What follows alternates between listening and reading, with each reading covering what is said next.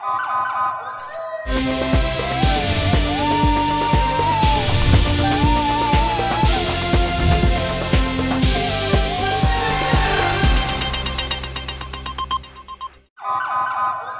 पहले नजर डालते हैं अब तक की बुलेटिन। जी बिल्कुल, हम आपको विहाड़ी से एक अहम ब्रेकिंग न्यूज़ दे रहे हैं। सूबाई वजीर बल्दियात पंजाब महमूद रशीद का दौरा विहाड़ी। जी बिल्कुल, सूबाई वजीर बल्दियात पंजाब महमूद रशीद विहाड़ी का तरक्याती स्कीमों के सिलसिले में विहाड़ी पहुंचने पर डिप्टी कमिश्नर ने जनाब वजीर को खुश करने के लिए अपनी सरकारी गाड़ी पर भी PTI का झंडा लगा दिया।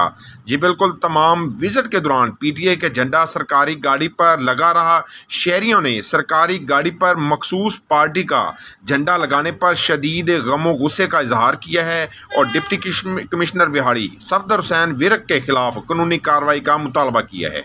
जी, जो जिंदगी को फिर से जीना जानते हैं वो सुपर सोचते हैं। सुपर नहीं तो 4G नहीं, जैज़ सुपर 4G।